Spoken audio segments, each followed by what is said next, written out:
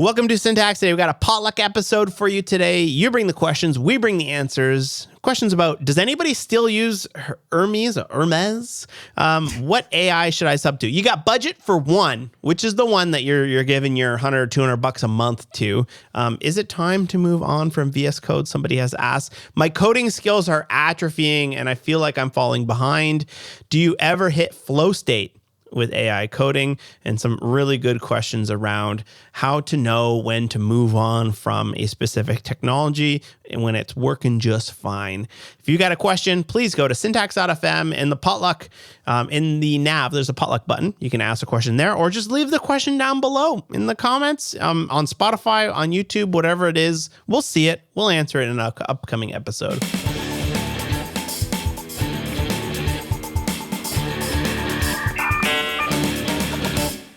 All right, the first question we have here is from the Fox Cost. It really hurts me to feel like I really feel left behind because whenever I start a project, I always let AI make code in terms of autocomplete or code generation. So my code base always has like 80 to 90% AI generated code, which led me to forget about the most basic things. I couldn't even do an HTTP request with my own hands without AI. So tell me, please, how do I solve this issue? Should I relearn those things or what? Yes. I think this is one of those things, and I'm going to talk about this a lot more, and by the time this is out, you'll have seen my video, if you haven't, give it a watch, on mental health and AI coding. And the brain drain of letting AI do it for you is not just fake. It's not just something that we all feel. It's quite simply by not doing those things in repetition, and by not allowing our brain to understand these processes, your brain is actually letting those neural pathways go away, or those pathways are becoming inaccessible. So it's not just like a feeling of brain drain. By not being actively involved and an active participant in your code or the process by which things are doing things, your brain is in fact not using those skills anymore. Braining. Yeah, it's not braining. It's so funny. I know a lot of marketing around like brain training apps use the word neuroplasticity, but it's a real thing. And it is one of those things where you do need to use it. Otherwise, you will lose it. I think it's kind of a tricky thing because there's the syntax of it, which somebody tweeted the other day, like, will the name of this podcast become like something retro when the syntax doesn't necessarily matter all that much? And forgetting like the syntax, like if you're doing a reduce, what are the arguments to a reduce callback? Knowing what that signature is, I don't think is as important as actually understanding how this stuff works. And if you are, I know a lot of people are just kind of glazing over the code or don't necessarily care how it's happening.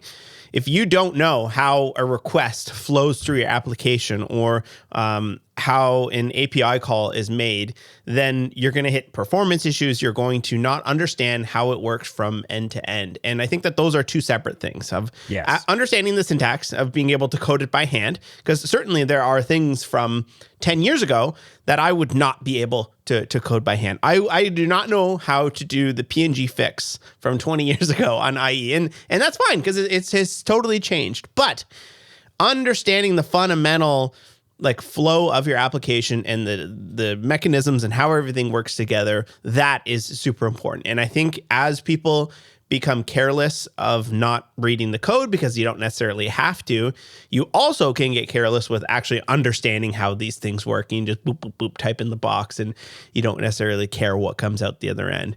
And that not caring, I think, is kind of dangerous because then all of a sudden you start to just like, you don't get that from learning how things work and understanding it all. And then it's just, you round it off and then you have no skills at the end of the day. So I think that it's very important that you keep up those things. And how do you do that? Well, understand how things work, solve problems. Like that's the other thing is that like where it might not necessarily matter so much that you understand how the code like is typed, it certainly does matter how these things work and figuring out solving problems with how these things work and not just accepting the first thing that comes out because you asked it to do something is really important.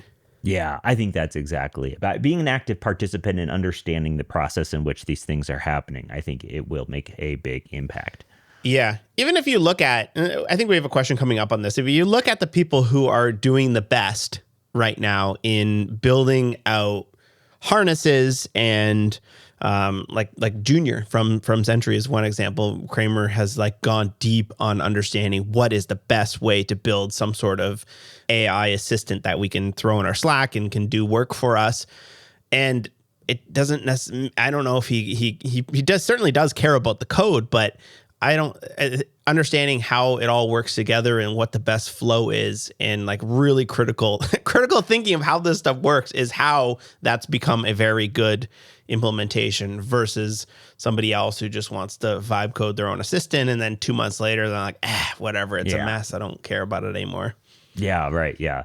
Totally. Next question from Guitars and Dev. I still code most of my time in VS Code, and I have the plain GitHub Copilot license. I use and love the terminal a lot, especially for Git.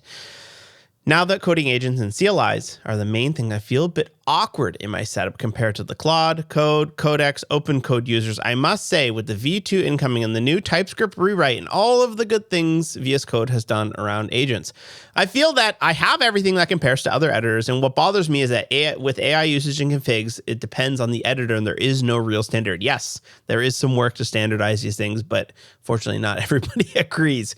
Yeah. VS Code is very hard to step away from because I've used it now for more than 5 years. I've had this with Sublime Text and I've had a crazy amount of shortcuts and snippets. Is it time to step away from VS Code or not just yet? With all the GitHub code being leaked, I can imagine that VS Code also got leaked. What are your takes on this? It's kind of a couple questions there. Is it time to step away from the IDE itself? Certainly a lot of people think so. And certainly a lot of like Cursor is trying to push people out of the IDE into this this platform that everybody is building, right? Like either it's going to be a TUI or it's going to be, I think ideally they want you in some sort of desktop application that will do all of your code and all of your chats and integrate with all of your work. Like cowork is the new coding that they're trying to push everybody onto. So I don't know. I have a hard time. I still feel most comfortable doing most of my work in an editor, or if I'm doing it from a TUI, then I still have the editor open as well. So I'd be able to jump back and forth simply just because it's easier to understand what's coming in. Not that I necessarily will read everything that's coming in, but it's faster. And B, like, it's way easier just to like change stuff and like be able to design something to make it look like you want, because it's very frustrating when the CSS comes in and it doesn't look very good. Like, what are you going to do? You're just going to make it look a little bit better. You know, it's so much easier for me just to jump in and actually write a little bit of code there.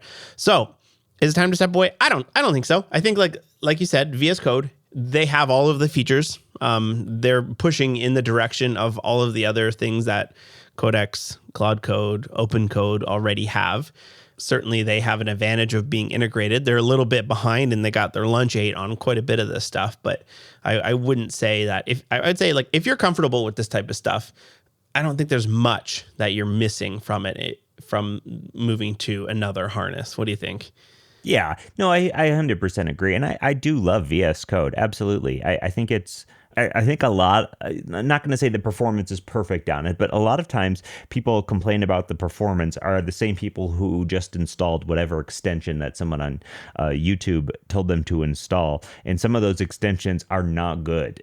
Like people still install that Wix extension, which is like import cost, which is like a runaway process or something like that. So, a lot of the times what you're better off doing is paring down your VS Code setup instead of just ditching it entirely. I do tend to use Zed primarily as my text editor of choice these days. And I, like you, also agree. I like to have it open And I like to have it open with the projects that I'm working on in AI for simple, quick fixes. And oftentimes I still really hate the output. Like you said, CSS specifically. I really Yeah. hate the CSS output. And many times it's easier for me to just go in and fix it quickly rather than have the AI try again and not necessarily understand what I'm trying to get at in terms of like the way that I want it. And people, they say, why does it matter? Well, an unmaintainable code base is still an unmaintainable code base with AI. AI can just like additively continue to add things infinitely and patch issues rather than fix them in a correct way or something like that. And yeah, I mean, you could definitely argue that it doesn't matter. You just prompt and prompt and prompt. But again, all that stuff costs money, costs tokens. Yeah. I'm smart. I can fix it. I think with a lot of this stuff, people feel like, am I falling behind because I'm not switching up my tool stack? And if you feel like that, I think it's worth switching to something else for a couple weeks just to understand how other people are working. And you might come out of that on the other end and say, I don't necessarily like these bits, but you'll probably also come out of it being like, oh, I understand why people are doing things a little bit differently. I understand why they're approaching it in this way. So whenever these things change so quickly like this, it's always kind of scary. Cause like, am I wrong? Am I old? Am I like stubborn in what I'm doing? Yes. Or are these people just chasing after what is exciting? And generally it's a little bit of both. And generally there are some good workflows that can be pulled out of that. So I would probably at least pick a side project and say, I'm going to try do this entirely in new tools, and you'll probably come out of that learning a few things, and then you feel confident in making your decision of how you'd like to go forward. Yes, totally. So yeah, I mean, again, I still like using VS Code. I still like using Zed, and a big fan of Ben Vinegar and his hunk package, which shows you diffs, but I can't personally ride with just a diff in a term. I need like having a diff that you can edit via Zed is something that I prefer to work in. There are times when I do just want to track the diff to see exactly what's going on and keep an eye on things. But if I want to have a hand in it, which sometimes I do, depends on the software that I'm building, I will have a VS Code open I think the biggest problem that Cursor and VS Code have is that the freaking sidebar is too small for people, and a lot of people just have a tiny little sidebar and they're used to that, and then a majority of your work has now moved into the sidebar, and the ergonomics of that is really frustrating. It's hard to get uptake. So what a lot of they're doing is they're trying to push you into more of this, like, you got your chat in the middle, you got your project on the left, and you got your diffs on the right. That's the app that everybody is building right now. And that's a little bit of more of an ergonomic view for that. And that's not to say that you can't get that set up with VS Code. It's just that I think a lot of people don't get that set up. And then it's hard to push them into this new set of features when you're working in this tiny little sidebar. I like the diff view in Zed because they're all just buffers and you can edit directly from the diff view. And it's like nice, and it feels like a good experience there. So maybe give Zed a try if that's something that you are missing. All right, next question here from Nick. Hey dudes, I have been getting more into AI dev recently. I find it very difficult to get into the flow state that I usually get into when coding by hand like a caveman. When I am coding by hand and face to face with a problem, that's when I'm able to get into that flow state of deep thought, which makes coding fun and even therapeutic. I'm curious about your guys' thoughts on this. Do you have the same issue? If not, what are some things that you have done to be able to get into the flow state of AI? My gosh, this is something that I have not solved. Let me tell you, the flow state for me has been completely decimated. And I am somebody who is maybe the equivalent of the dog in that movie. Man, which movie is that where they go, squirrel, and they're like looking at something else? Which movie? Air Bud. Air Bud, yes. Of course, the famous the famous high-flying dog of Air Bud, who golden receiver. How many Air Bud movies are there? Just a billion of Air Bud movies. Plenty of them. Masterpieces, yeah. One of my favorite Instagrams of all time is an Air Bud who transforms into basically like Kobe Bryant doing a slam dunk on a guy. It's just like, it's great. Okay, either way. Sorry, Airbud. Flow state. I was just talking about how distracted Speaking of I not am. getting into the flow state.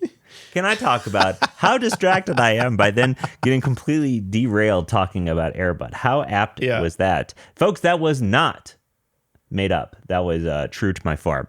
And so working with AI to me has become this, where I am working on project, I'm typing something, and that latency in the time at which I get a response back from the AI is long enough that I go to Airbud mode and I look at something else. And then I go to this and I go to something else. And I look at Airbud and I go to something else. And so what happens to me is, man, Wes, I got in my herder right now, 1, 2, 3, 4, 5, 6, 7, 8, 9, 10, 11, 12, 13 projects open. And not all of those projects have AI agents actively on there, but they are open. And my attention has been absolutely decimated. One thing that I'm gonna keep plugging this video, guys. The video is on Syntax right now, in the mental health coding video. I touch on all of this stuff. It's so interesting that these questions are coming in like this. So the people that I talk to who do the best job of maintaining a flow state or a non-scattered viewpoint don't work on 13 different things at once. They work on one thing at a time. Yeah. So that is certainly part of the thing that I think needs to be a part of your workflow if you're looking to regain that flow state, because it is so easy for somebody whose attention can get pulled here or there to be like, well, now that I'm waiting for this thing to finish, well, I can start something else or go somewhere else or do something else or whatever. When that turns you into a non-active participant in the code. I think a lot of the answer that we had for the last one, where you're able to stay in the code and whatever, if you are looking for that flow state still, and you're looking to have that much of a handle, I'm not saying you got too many things going on at once, but I do, and that can help you stay into the code a bit more, become an active participant in the code. I think the skill of being able to focus on what it is that you're doing and not just because you simply can, not just try to chase every single squirrel is going to be a very high skill that you're going to need to get better at these types of things, because it's way too easy to just fire up 1,000 things at a time. And generally you kind of do have to have more than one thing cooking at once. I guess it really depends on what you're doing here, because if you're working on if I'm working on a small little feature of like a UI element, I don't really find that the back and forth with the LLM takes that long that I need to simply just wait. If you're firing up something that is such a massive project where you're 15 minutes, you got to wait for the agent to come back. Yeah, maybe you have to switch back and forth. But the nitty gritty of getting into something, that's where I feel my most flow state is, where you're just in the small little bits and really focusing in on how something works. Yeah. For me, I've quite a bit of trouble as well hitting that flow state like I used to in the coding. And I think where I do hit it the best is where I'm in the research, I'm figuring out problems. I don't hit it when I'm just doing the same old making an input box and updating a database, that type of stuff, that crud, that's over, that type of stuff is not exciting to me because it's such low stakes. But where it is, it's maybe a little layer peeled back as to how do I architect this thing? How do I drive it? What are the technologies that I should choose? How does this thing work? Trying to dip into areas that maybe I have not even necessarily hit before and figure those things out with AI. That's where I hit my sort of flow state. And that's where I get that oomph and that excitement again. That oomph. There it is.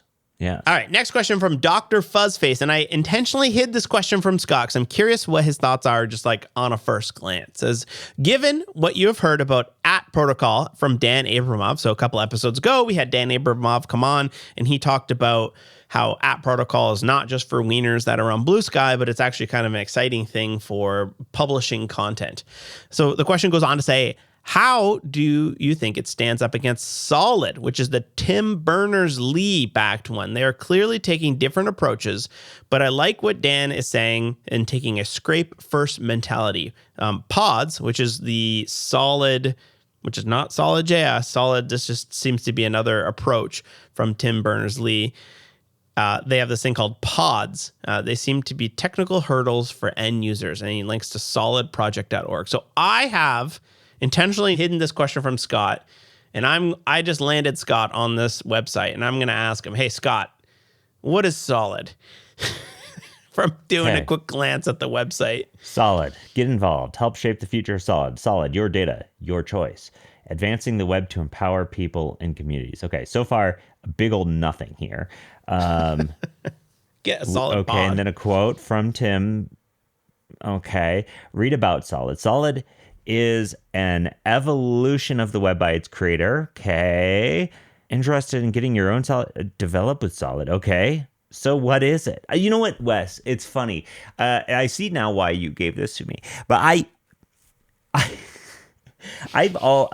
in the past, I've like always like really prided myself when I visit a project, looking at a homepage and being like, they need somebody to just come up with a one sentence, what the heck this thing is, because there's so many things like this that their creators just don't tell you what the hell it is. All right. Yeah. I'm on the About Solid page. Imagine having your own online storage. Okay. So is it a database? Is it a bucket? You store information once and decide who can access once. When you need services like a mortgage applications or medical care, this is what Solid can do. It's a bit like carrying your data in a rucksack. Okay. And then they have backpack in parentheses. Okay. Just put backpack. Everybody knows what that. Okay. With lots of pockets, access to data. Okay, so is it a database or is it a bucket? Solid lets you take control of the data, combine it with the new... Okay. Solid is a file system for the web. Brother, just put that up front. In the same way that you can store a PDF on your laptop. Okay, so is it cloud hosting? What is it? Solid lets you put documents in an online file system where you have control. Okay, yeah, that starts to make sense a little bit more. Yeah. Your data remains yours even when you change providers, change new services, applications, or AI agents. Okay, that kind of makes sense. Yes. Okay. All data stored in Solid Pods is stored in standard, open, interoperable. Why can't I say that? Data, formats, and protocols. We are investing in the open source. Okay, so what do I do with this thing? Do I get a Solid pod? I get a pod? You get a pod. You put your data in it from one of these various providers. I put my data in it, and then I have Solid apps. There's kind of a lot of Solid apps here. I'm kind of surprised. No, there's not that many, but still. Okay. This seems like an awesome idea, but I always go back to like the normie usage. Like you're going to give normal people, and this is probably not ready for normal people just yet, right? But I just can't see regular people who think Facebook is the internet and ask on Facebook groups, is the store open right now? I just can't see them doing something like this, and there's just this, it just makes so much sense. You have your own data, you control it all, but like, and people aren't going to be able to manage their own data. People lose everything all the time. People can't even manage their own passwords. Even like you should see my Google Drive, and I'm a tech guy. Yeah, see, and like, or even I was watching a TikTok on somebody made a funny TikTok about like how I don't want to remember a single password. And all the comments were like, what the hell is a passkey? I hate passkeys. No chance. Passkeys never work. And it's just all normal people being like, passkeys suck. I hate passkeys. No. And it's like, I was so sad because like, that was our chance. Our final chance. Passkeys are awesome. We fumbled it. And like now regular people just don't understand what a passkey is and they hate it and it doesn't work very well. And it's too confusing to them. They just want to be able to log into their thing and they don't care about security. So I don't think that it's exciting. It's interesting, and I love it from like a holistic techie point of view. But I just don't see something like this having major uptake, unfortunately. As much as it pains me to say that. Yeah, and also you got to make it look good. I'm sorry, you got to make it look good. You got to make it be easy to use. I think too often times, like techie people, they have techie good ideas, and then they just like don't focus on the usability of things. Yeah. Okay, Tim Smith. If you only have a budget to subscribe to one AI, which AI would you choose? You know what, Tim? This is the worst possible question for me because I like to change my stuff all the time. I like to change. I'm like, let me try this. Let me try that. Let me try this. Let me try that. If I had to pick one right now, I would probably pick OpenAI Codex plan because I can do design and CSS, and even though Claude is so much endlessly better at that than ChatGPT, the ChatGPT models I found have just been more reliable, getting me the code I want that works the way I want it, and that's just how it is for me right now at this very second. But guess what, Tim? That could change any single day. That could change any day, and it could change depending on which harness you're using. And so that's one of them that I feel like it depends on how much you're spending too, because some of those plans, they just don't make sense unless you're paying the big boy $200 or $200 a month plan to get access to the best models, the biggest baddest boys in the yard, and have them doing the work, right? Because I like the biggest baddest boys in the yard doing the work. If I'm gonna have somebody doing the work that's not me, it's gonna be the biggest baddest boys in the yard. And so Tim, I think that the GPT subscription at that cost will get you there. But still, man, I don't know. Like if you subscribe to Open Router, you're going to be burning a crazy amount of tokens just trying to. Yeah. We're talking about like pure cost here. The like $100 or $200 a month plan from Anthropic or OpenAI is probably the best deal around right now. They're I don't know. We always say, they're losing money on this type of thing, but like it's probably your best deal right now. And then between those two, I'm probably leaning towards Codex right now because you can use it with alternative harnesses. Like you can use it with open code, whereas with Anthropic, they're trying to push everybody into just straight up using Claude Code for the subscriptions. You can use it with OpenRouter, or you can use it with the API tokens, et cetera, et cetera. But it's a really interesting space right now where some of these providers are trying to push you into their thing because they want to lock you into that ecosystem because the switching costs of these are so low right now. Like the switching, like the one thing that you have that's bad, which is, I was on OpenAI and my chats are now no longer in there, right? And I think that that's probably a good way that these companies are going to try to lock you in, where like, you can't switch to one because all of your chats are locked up. Like, can you even like export and import your chats from one to another? I don't even know. But that's somebody should build. I don't. I mean, maybe. But if you're looking at I don't know. coding I start so many new chats constantly. I'm always like, I do not hold my chats holy, and I do not continue to use them because they get worse over time. Obviously, yeah. But like, it's so the switching costs are so low. Like you just go to the model selector, and you can even continue on your same chat on a totally different provider in a lot of these types of things. And like, I don't think they want that because then as soon as one gets really more expensive, then you flip to the next one that's losing money. But I would say, August 11th, 2026, Codex is probably that right now. But we'll see what that switches. I bet Google is gonna have something, or Meta, Grok. Like these things are gonna all be better. That's the other thing is like the Grok. If you pay for like premium Twitter, premium plus, just weird. That's a cracker in Canada.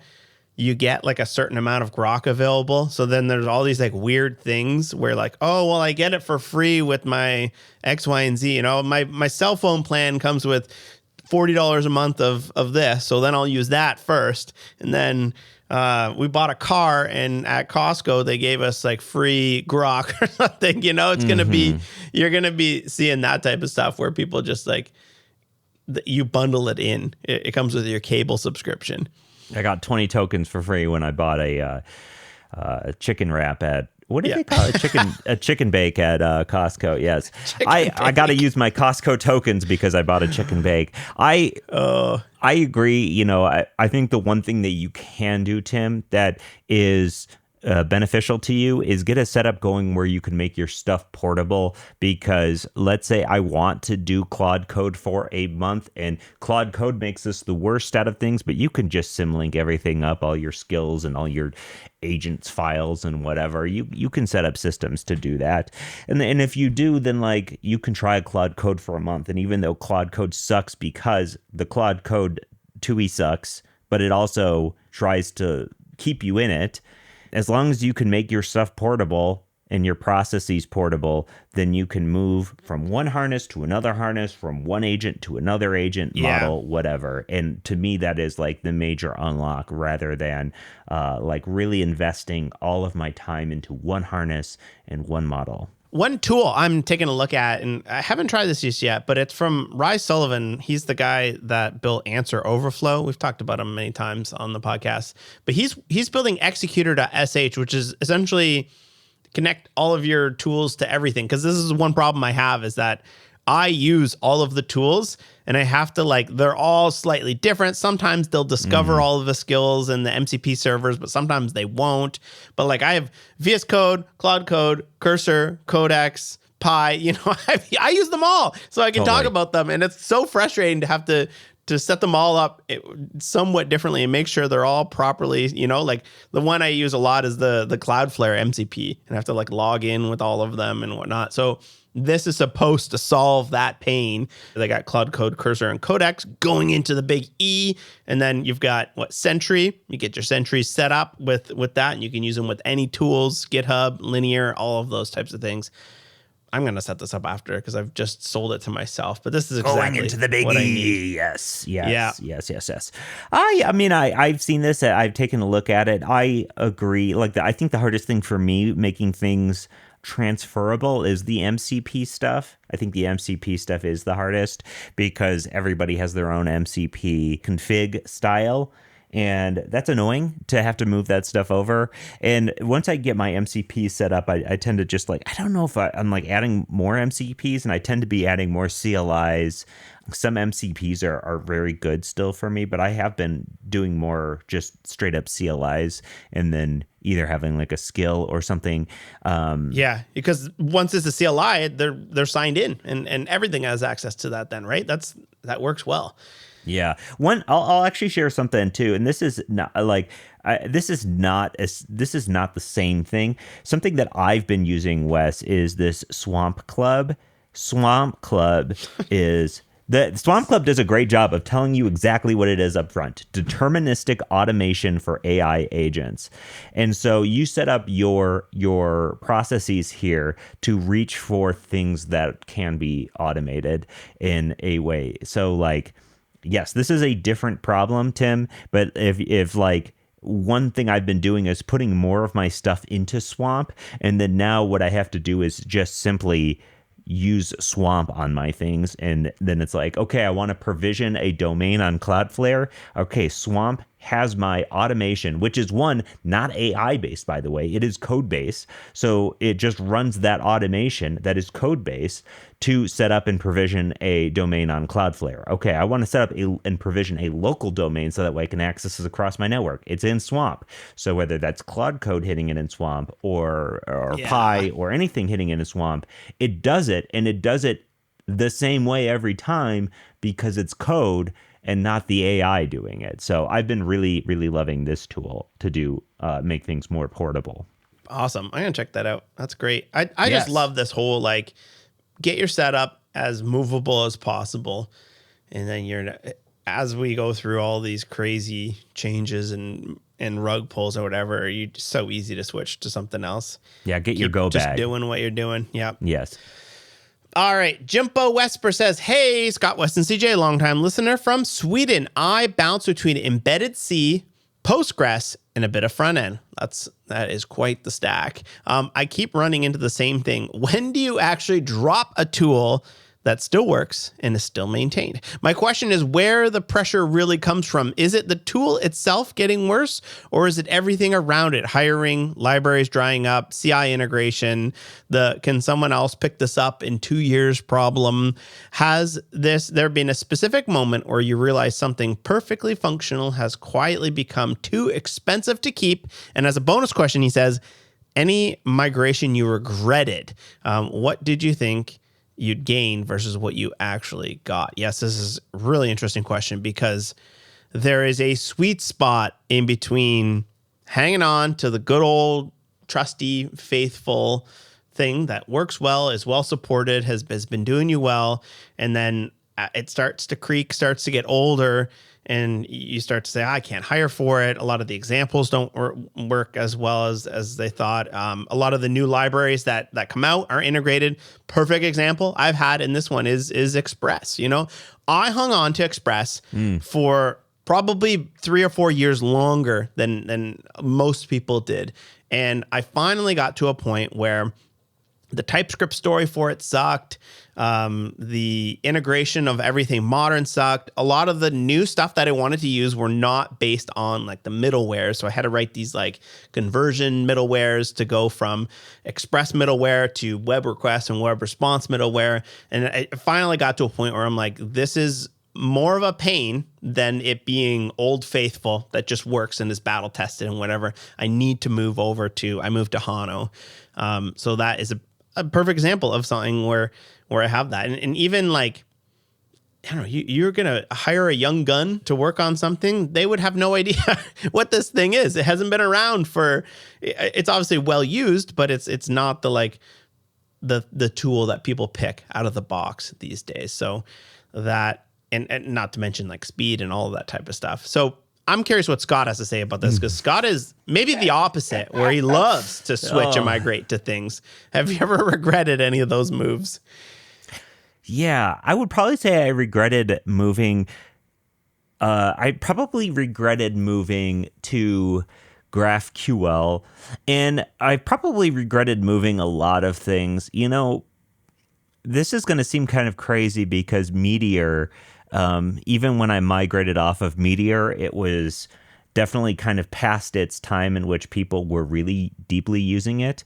But the moment that I moved off of Meteor to a React-based custom stack and then to GraphQL and then to this and then to that and whatever for level up tutorials, it never felt as good as the Meteor site did until I moved to SvelteKit. Yeah. That was the only time that it ever felt as good as the Meteor-based site. And even then, it didn't feel as good to work in because I had to roll my own custom auth for it, and I had to maintain so much more code. And the Meteor version of the site, honestly, probably would still be working just fine today. And as far as I know, like Meteor continues to update and continues to improve itself. So like, I probably should have just stayed on that. That's one thing there. And even to take that further, because the Meteor version of it was great, probably the biggest update there that I had done, but the original version of the Level Up tutorial site was done in Drupal.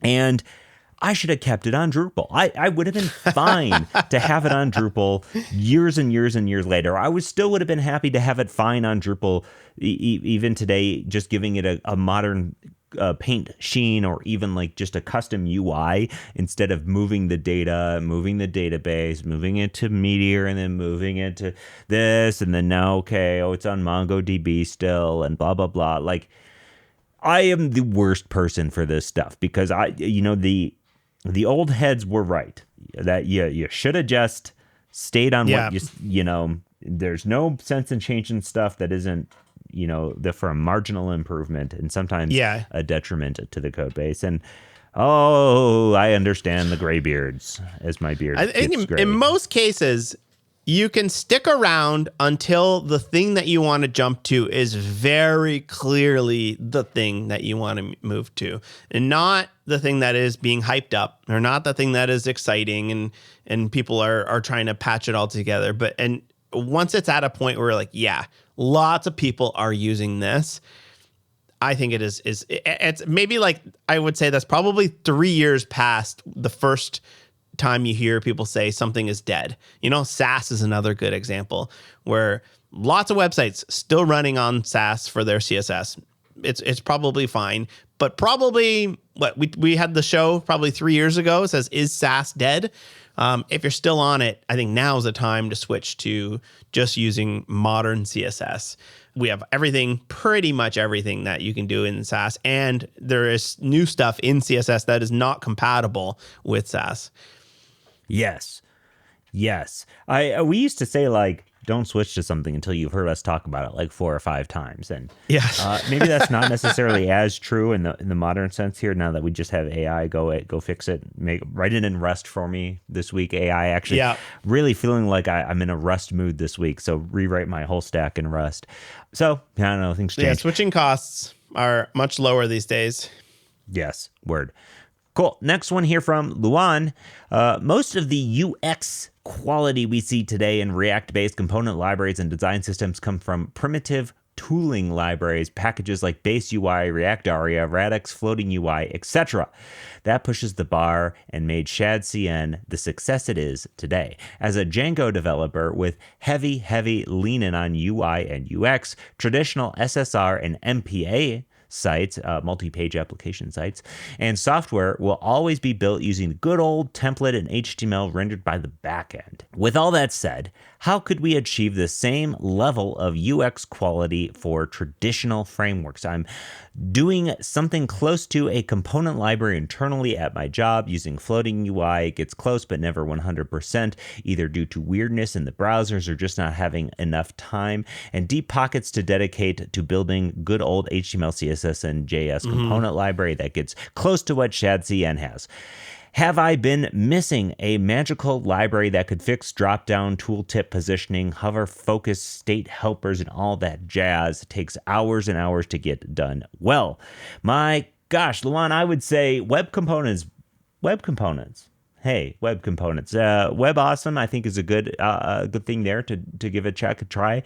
Part of the reason why traditional multi-page applications don't feel well is because you're missing some of the stuff that you get by just swapping out one little part of the page or one little tiny island of interaction without having to wire up unique JavaScript for each things. And things like the page transitions API can now do multi-page applications in some browsers, could give you a level of like polish that you're not getting. But in terms of organizing and things like that, if I were you, I would look at web component frameworks that exist using web standards, web components. That's the answer for me.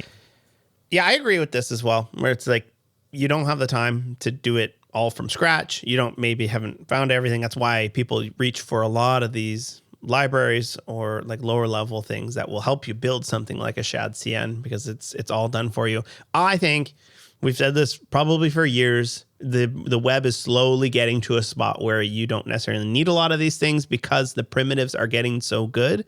But along with that, you got to look at like, what are people that are doing what you're doing, which is traditional server-side rendered React, JavaScript sprinkles on top. What are they using? A really good example of something to look for is Caleb Porzio. We've had him on the show in the past. He's the author of Alpine JS, which is the ability to it's like JavaScript sprinkles on top. A lot of your interaction is done simply in your HTML template rendering, right? He has a component library called Flux UI that has most of the things that you're talking about here, right? Tooltip, pop-up, breadcrumbs, all of the things that you're used to. And it's all built with Alpine JS. So I would probably take a look at what's the Laravel community doing with a lot of this stuff. And they're all reaching for Livewire, Ruby communities on Hotwire, Alpine JS, and that Flux UI is the component library for that. Yeah. And hey, I'm going to throw my hat in the ring here and say Graffiti UI.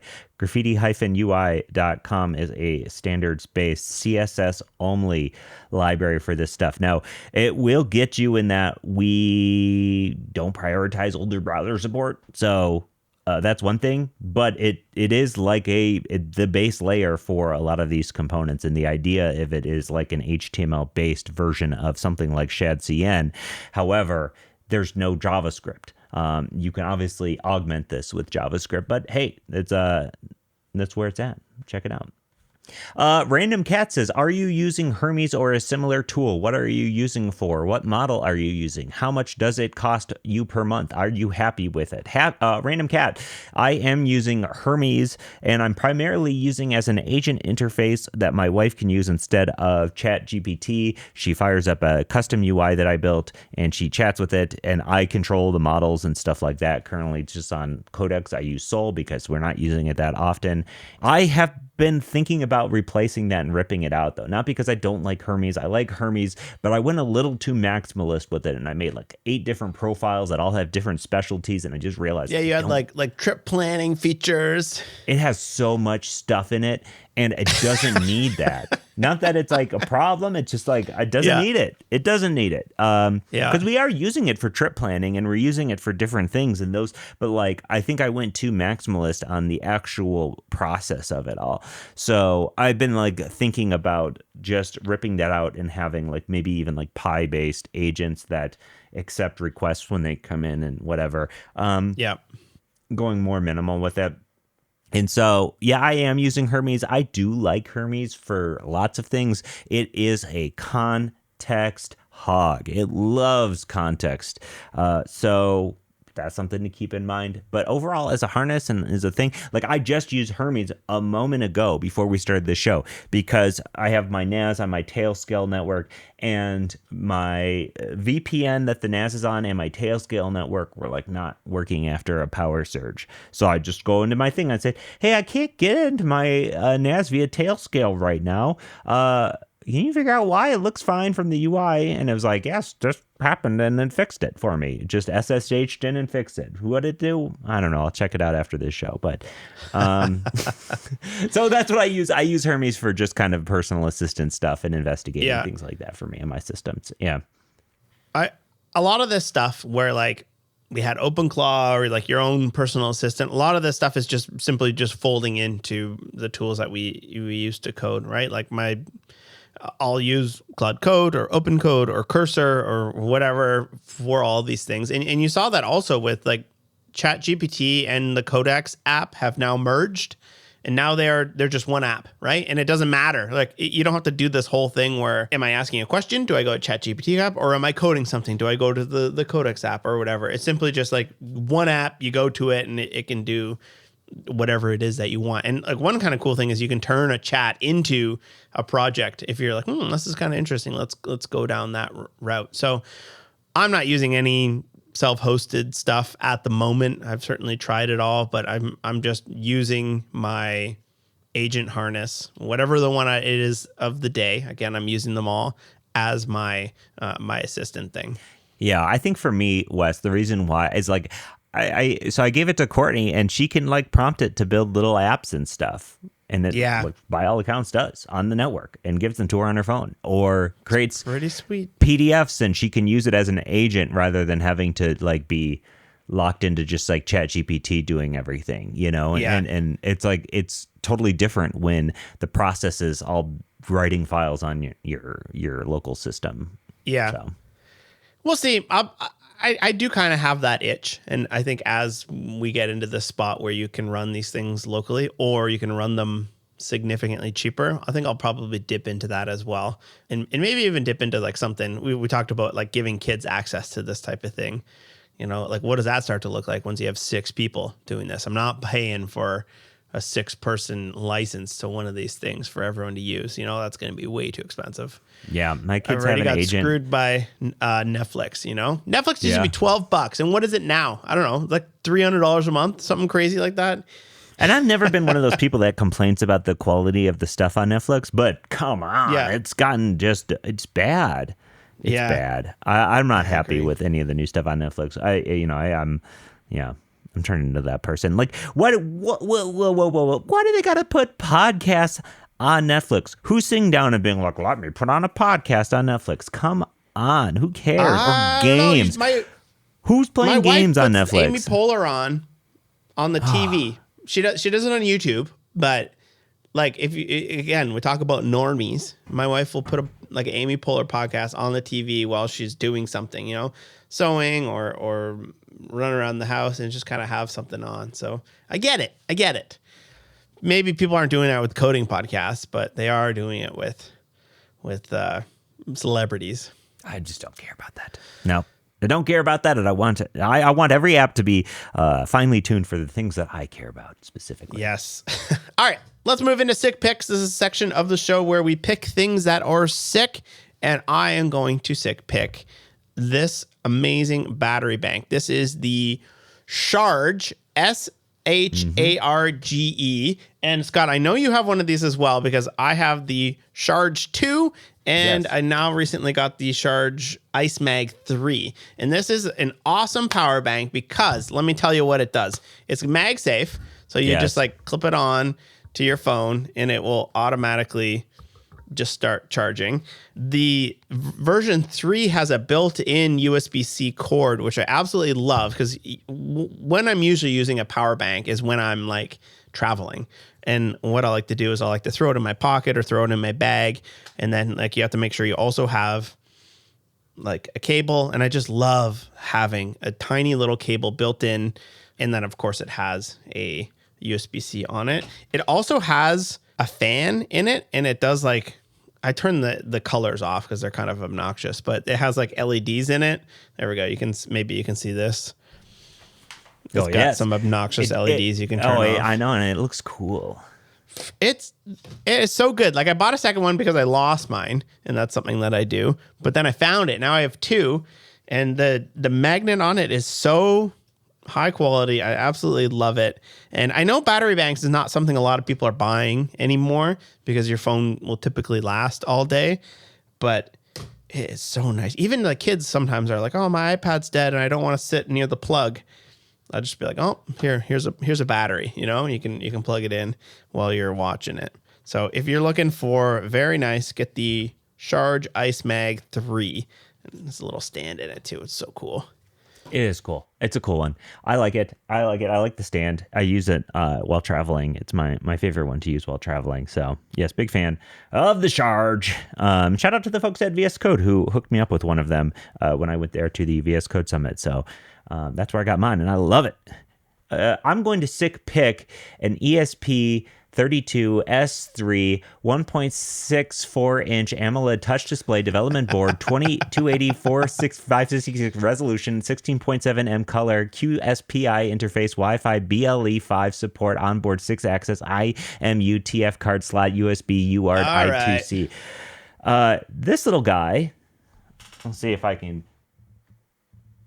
It is an ESP32, so it's an ESP32, and it has Wi-Fi, it has a gyroscope, it has accelerometer in it, Bluetooth, all that stuff, and it has a touch screen out of the box. So if you're the type of person who wants to get into ESP stuff, building little computers or little interesting things like that, I had bought one ESP, and I bought a gyroscope for it, and I bought an accelerometer for it, and I bought all this stuff for it. And then I was like, this one has all of it in here, as well as a touch screen. And it's tiny. It's so tiny.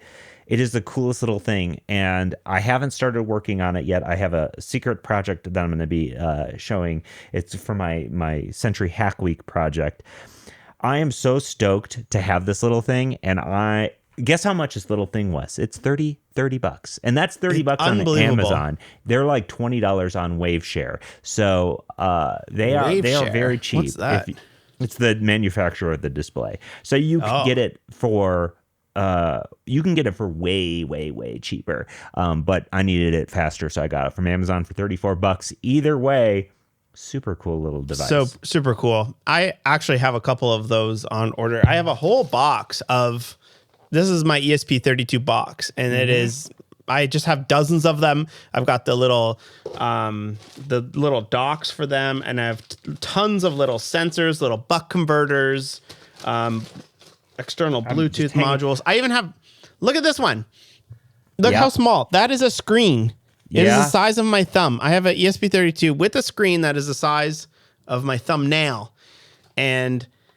It's unbelievable that computers can do this. And now they're gaining popularity right now. Steve from TL Draw has been like posting about them on his Twitter account. If you want to go look at some fun examples, go look at his Twitter account because they're so easy to program now with AI. You don't have to know C, or you don't have to load like MicroPython. That's something a lot of people would do. Or you don't have to load up this like Arduino like crappy IDE for it. You can just prompt away whatever it is that you want, and it works super well. I'm super excited to do my Hack Week project here, which involves all of these little components here, Wes. This little Adafruit microphone is so stinking tiny. I'm stoked. I'm very stoked. I got a whole, like you said, I got a whole just bags full of stuff. Goodies sitting around here. Goodies, yes. Look at this keyboard. Look at this little guy. So you're building. Can you tell us what you're building? Well, this is going to be for a different project. I've decided to change focus for a little bit. So okay. I'm going to do a cyber deck for myself, not for Hack Week. I'm doing something else for Hack Week now, but it's hardware. But so my like cyber deck shell that I was working on is like basically I had to change the screen so the dimensions don't quite fit. Looks like a BlackBerry. It looks like a chonky BlackBerry. Yes.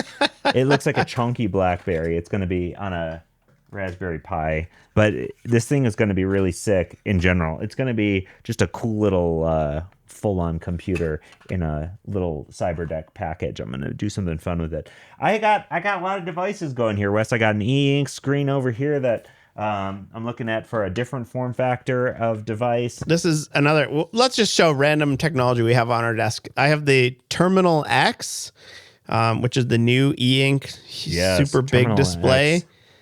And boy, oh boy, this thing is so freaking cool. And the battery lasts. I was like looking at how long 6 the battery months lasts. or something. Like if you have it refresh every 40 minutes, it lasts like 6 months or something crazy like that. My Terminal X is in the kitchen. It's now a family device, but my original terminal is just sitting on my desk. So this is the little one, and it's got the cool clear colorway. But the one the Terminal X is in my kitchen, and the family loves it because I have been putting like daily Calvin and Hobbes and Far Side comics on it, and the kids go up and check whatever the new comic is every day and stuff. And it's got the calendar, the family calendar, and all that stuff. Man, the terminal devices are sick. They're great. So much fun stuff. Cool. That's all we have for you today. Let us know down below or syntax.fm. Hit on the potluck button. Ask us your question. We'll answer in a future episode. Peace. Woo.